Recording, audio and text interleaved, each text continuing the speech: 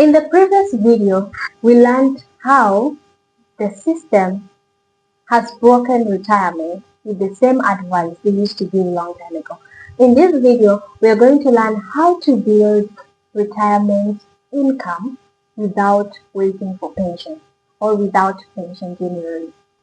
Most people don't have pensions anymore, but the advice still remains the same. Work, save, withdraw. I don't know how they expect you to keep on withdrawing the money you save. Yet, is it not supposed to end? Is that not ironic?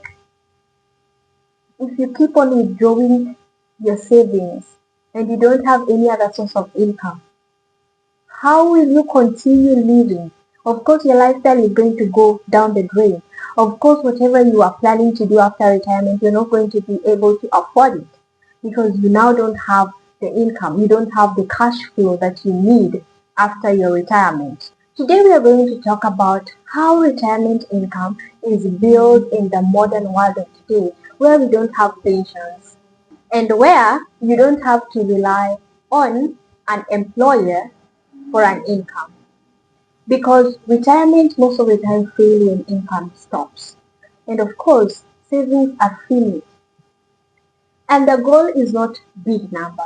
The goal is cash flow. So we are going to learn the three major types of retirement income, which is, you can call it mass. That is the market, asset, and skill-based income.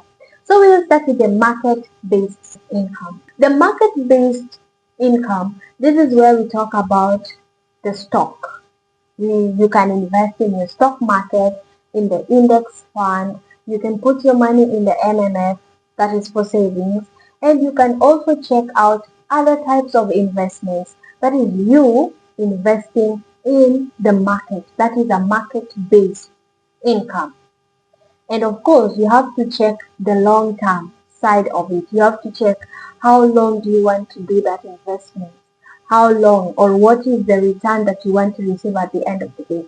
Because as someone who is looking forward into retiring, you need to have objectives. You need to know how much do I want to receive every month after I retire. And that should be a goal for you to use while investing. So when you'll be checking on where should I invest, you need to consider how much do I want to receive at the end of every month. If I invest 1 million, how much am I going to receive? You have to check the interest rate. And because you already have a goal, which is you having monthly income after retirement, it will be easy for you to decide. And it will also help you to decide on the percentage that you want to increase. And it will also help you to decide where do you want to invest. So secondly, let's go into the asset-based income. So when we talk about asset-based income, this is where you talk about property, we talk about land. We also talk about businesses. In this, you decide and buy a land, maybe this year. In that land, you decide to either rent it out or you sell it out after some time. And actually what I have seen works for people who are in land businesses is you buy, let's say, 10-acre land in a very strategic position. You have to check if the road to that place is tarmacked. If not, you can decide and tarmac it because that will actually help you get clients. And after you've bought that 10-acre lot, you can decide and divide it into twos or into 1 acre each, and then you sell it. And with that sale, of course, you're going to make an income. Or you can start a business, and then once this business is running, maybe you can't manage it anymore. You can sell the business because there are people who actually sell businesses. Or you can venture into royalties. All those are under asset-based income. And lastly, we talk about the skill-based income. Now, this is where you use your knowledge. This is where you employ your skills. If you are a consultant, if you have been a consultant, or let's say you are a teacher in the field of business, you are knowledgeable about investment, you can use that knowledge to teach those who want to learn about investment. Or you can use that knowledge and write books. You can use that knowledge and write or provide digital products that people can buy now and again, and you still end up buying, because that is you putting an effort once but earning for a long, long time. The strongest retirement plan combines all the three, where you have the market-based, the asset-based income, and the skill-based income. And of course, everyone can actually have them. Because if I am a teacher, I use my position as a financial advisor. Of course, I know about the market. I can decide and invest into the index fund. And then once I've done that, I get my profits after a short period of time and use the profits. Mark you me, I didn't say check out all the money. I said I can stay there over some period of time, because you need a long-term plan. So I can buy index fund, or I can venture into index fund, and then the profits I get from that place, use it to buy a plot of land. That plot of land I can resell it, or I can decide to build in that plot of land and then rent out.